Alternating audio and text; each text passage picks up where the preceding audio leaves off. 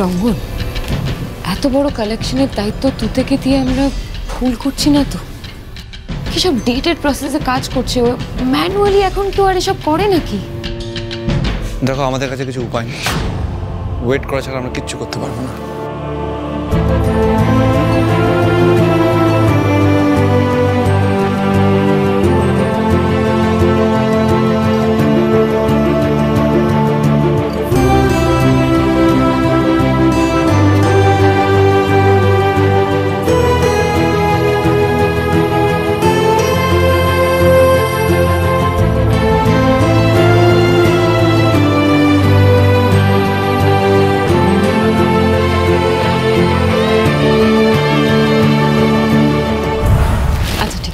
You don't worry, আমি আছি তো।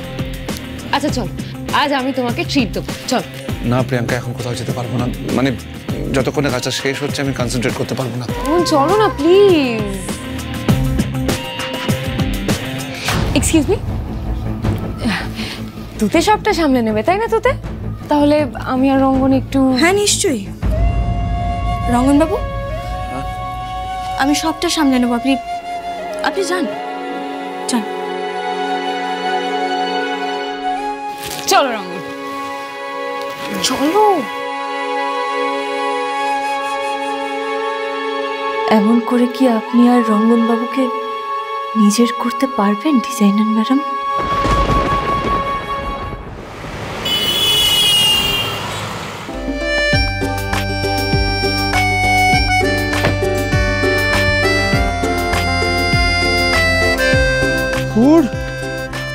আজকেও ক্লাসটা মিস হয়ে যাবে।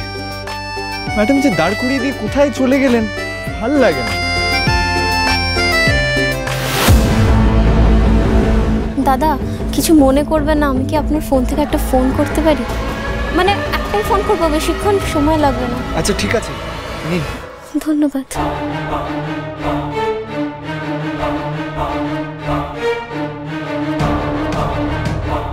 হ্যালো দাদা। হ্যালো শিউলি, কোথায় তুই? আমি খুব বিপদে পড়েছি। আমি আমি চৌরাস্তা মোড়ে আছি, তুই তাড়াতাড়ি আয় দাদা, এখানে সবাই আমাকে খুঁজছে। আচ্ছা আচ্ছা, তুই যেখানে আছিস ওখানেই ওয়েট কর, আমি আসছি। ঠিক ওইখানটা গিয়ে ওয়েট কর।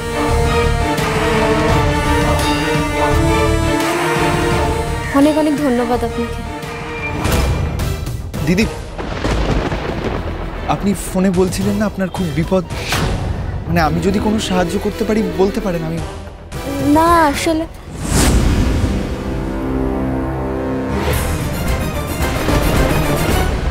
শিখা ম্যাডাম। ছোট বৌদি, তুমি তো হুবহু শিউলি দিকেই এঁকে দিয়েছো।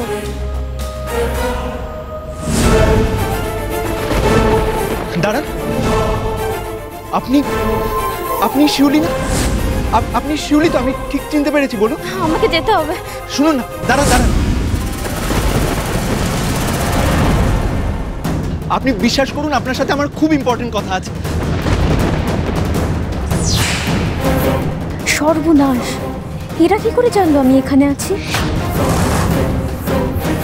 দিদি দিদি শুনুন, আমার কথাটা শুনুন না।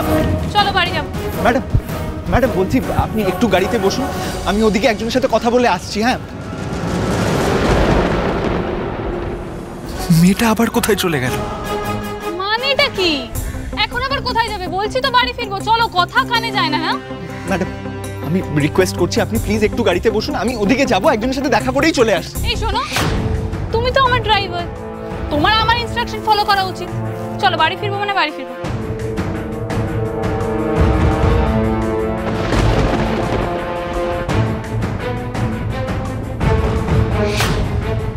কি হলোটা কি? কথা কানে যাচ্ছে না না? বাড়াবাড়ি করো না Hridayharan. Don't cross your limit, I will throw you out of this job. আরে অদ্ভুত তো, বাড়ি যাবো বলছি তো, চলো। চলুন গাড়িতে উঠুন। I am sorry.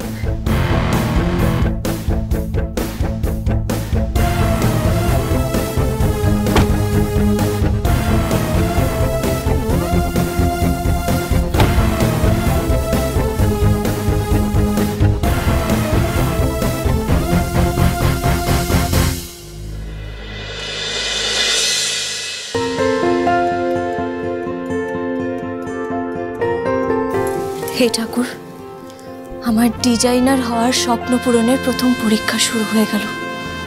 তুমি দেখো।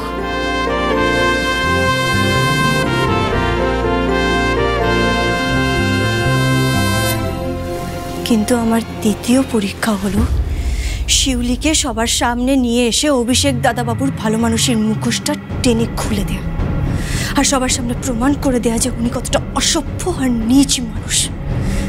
ওর জন্য আমার জীবনটা তছনছ হয়ে গেল। দিদি, লাড্ডু, কি হয়েছে? আমার কথাটা শোন। হ্যাঁ। রাস্তায় আমার সাথে শিউলির দেখা হয়েছিল। শিউলি? তারপরে কি হয়েছে? ও যখন এসেছিল ওর মুখটা ঢাকা ছিল, আমি চিনতে পারিনি। ও আমার থেকে ফোনটা চেয়েছিল, একটা নাম্বারে ফোন করেছে, যার সাথে কথা বলছিল এই নাম্বারটা, তাকে দাদা বলছিল। দাদা? তার মানে ওর দাদা সবটা জানতেন।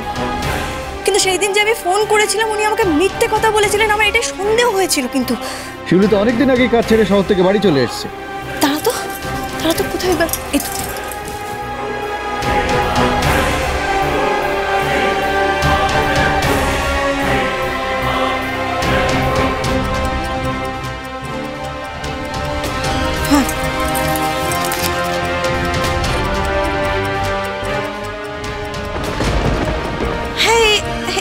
এটাই তো শিউলির দাদার নাম্বার। দাঁড়া, একটা ফোন করি, বুঝলি?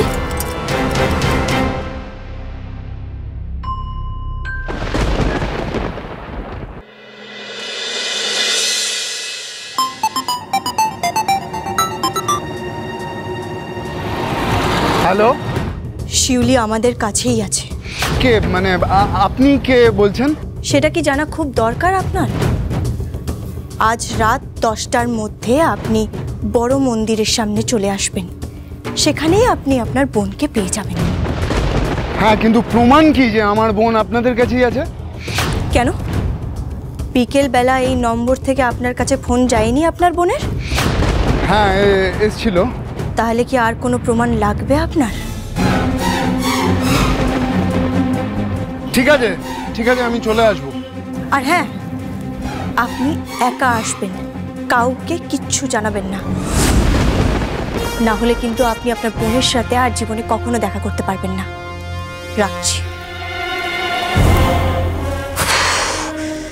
এনে তোর ফোনটা। দিদি, তুই এটা কি করছিস বলতো? তোর যদি কোনো বিপদ হয়ে যায়? কিচ্ছু হবে না, যে করেই হোক শিউলির দাদার মুখ থেকে সত্যিটা আমাকে বের করতেই হবে। আর এর থেকে ভালো সুযোগ আমি পাবো না লাড্ডু।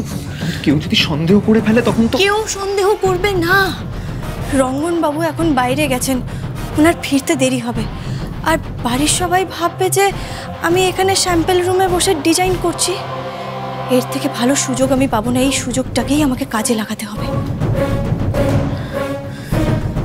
যে মানুষটা আমার জীবন নিয়ে ছিনিমিনি খেলছে তাকে আমি এত সহজে ছেড়ে দেবো না লাড্ডু।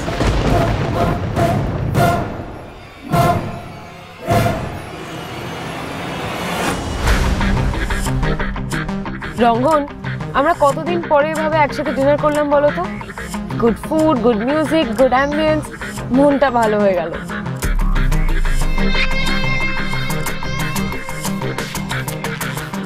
কি হলো রঙ্গন, তোমার ভালো লাগেনি? তবে আমার কিন্তু এখনো মন ভরেনি। হ্যাঁ, আমরা এখন ক্লাবিং করতে যাব। না প্রিয়াঙ্কা, আমাকে বাড়ি যেতে হবে। এত কিছু পরে ফ্যাশন শোটা একমাত্র সুযোগ নিজেকে প্রমাণ করার।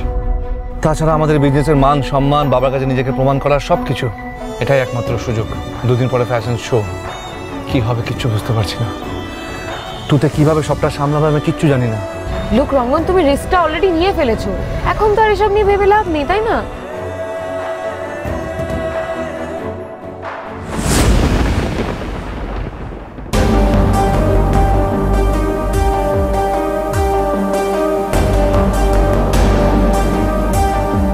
দিদি, 10টা বেজে গেল, এখনো তো এলো না।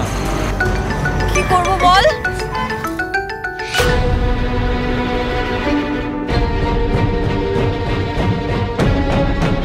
হ্যালো, আপনি কোথায়? আমি মন্দিরের সামনে তো চলে এসেছি অনেক। এ কি আপনি? হ্যাঁ, আমি তুতে আর শিউলির খোঁজ নেওয়ার জন্য আমি আপনাকে ফোনও করেছিলাম। কিন্তু আমি একটা জিনিস বুঝতে পারছি না, শিউলি যদি বাড়ি গিয়েই থাকে তাহলে এখানে আপনি কাকে নিতে এসেছেন?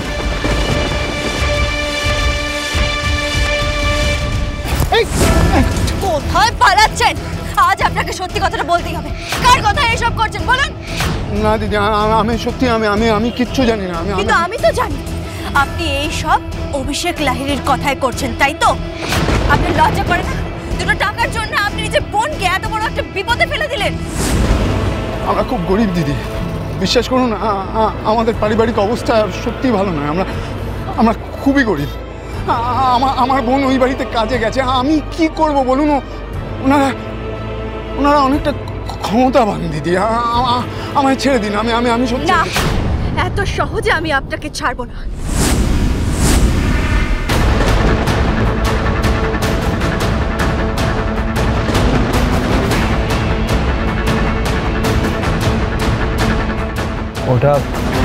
ওটা তুতে না?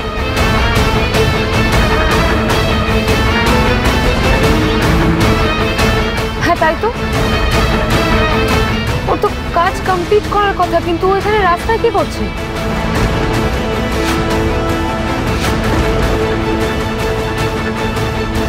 পুলিশের সামনে স্বীকার করতে হবে আপনাকে সত্যিটা। ওই তো সামনেই পুলিশ স্টেশন।